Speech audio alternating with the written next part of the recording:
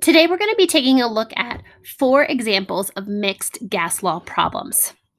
As a reminder, when we talk about gases, there are 4 variables that impact gas behavior.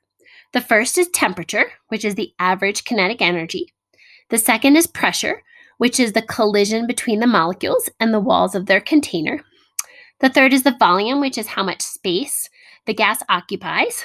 And the fourth is the number of molecules, or the moles. They're not exactly the same, but they are very much related.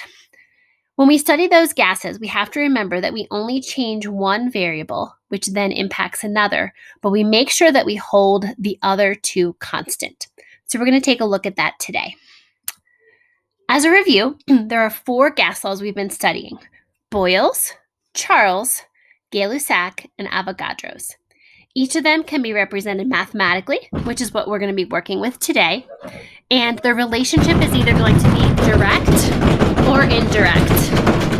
The relationship between them is either going to be based on their pressure, volume, temperature, or number of molecules.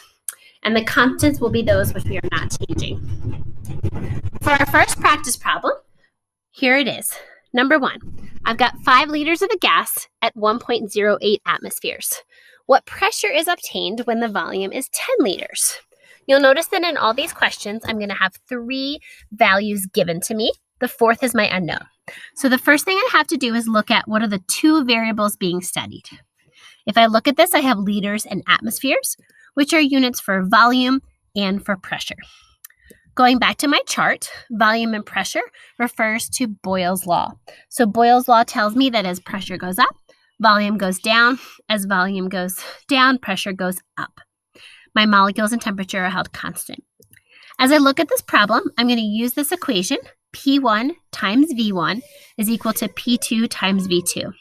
I'm going to substitute in my variables for pressure and volume. The first pressure given to me is 1.08 atmospheres. That's connected to a volume of 5 liters. The second pressure is my unknown. The new volume is 10 liters.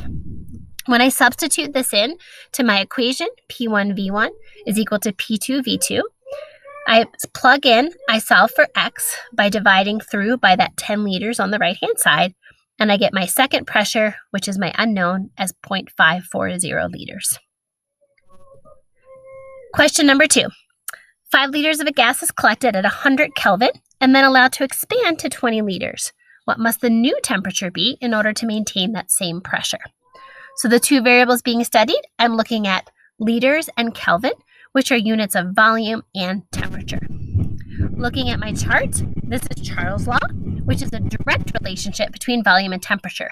So direct relationships have a division, you can think of D and D, direct and division, to represent the mathematical relationship.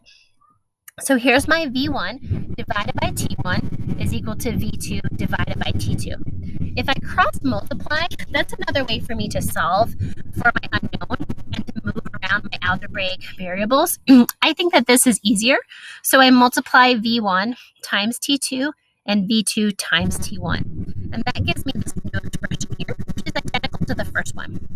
I then plug in my variables. They told me the first volume is 5 liters. The first temperature is 100 Kelvin. What is the new temperature when I'm at a volume of 20 liters? If I plug into my math, 5 times X is 20 times 100. Dividing through by 5 on this side, and on the other side gives me a temperature of 400 Kelvin as my new temperature. Practice problem number 3. A gas is found to exert 97 kilopascals at 298 Kelvin. What would be the required temperature to change the pressure to standard pressure, which is expressed as a lot of different variables, but they're all equal to the same amount. And in this case, it's 101.3 kilopascals, since that's the pressure that I was given in the original one. Again, my 2 variables, pressure and temperature, I've got kilopascals and Kelvin. So pressure and temperature. Looking back at my reference chart, pressure and temperature are Gay-Lussac's law, also a direct relationship, also a division. When I divide through, P1 divided by T1 is equal to P2 divided by T2. I have this expression. I can also cross multiply to get this one over here. Both of them are totally fine. I substitute in my given pressure and temperature, 97 and 298, and my pressure 2 is 101.3. My second temperature is my unknown. When I plug these into my variables, notice the color coordination to hopefully make it easier to follow. Divide through by my 97 on both sides, gives me a second temperature of 311 Kelvin. For my fourth practice question, and this is my final one, I have a flexible container that's starting off at 5.12 liters, and it contains 85 moles of gas. I add some more gas until it reaches a final volume of 18.10 liters. What will the final number of moles be? So now I've got two new variables. I've got liters and I've got moles, which means I'm dealing with volume and moles. This is my fourth gas law, which is Avogadro's. V1 over N1 is equal to V2 over N2. Also division, which means they're a direct relationship. As I set this up and plug in, my first volume is 5.12. My second number of, my first number of moles is 8.50. I have my second volume, which is 18.1 liters. Just realized there's a mistake there. I'll fix that. And then my N2 is my unknown.